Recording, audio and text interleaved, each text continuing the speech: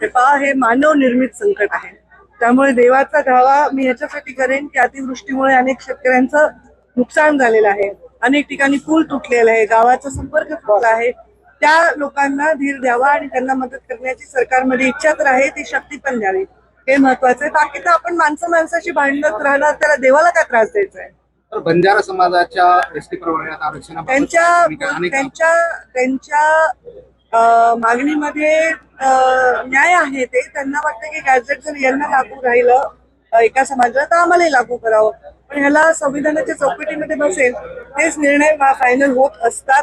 आपल्या महामानव बाबासाहेब आंबेडकरांनी इतकं स्ट्रॉंग संविधान या देशाला दिलंय की कोणी माणूस सामाजिक पद्धतीने मागासलेपणाचा शिकार होऊ नये असं ते बनवलेलं आहे.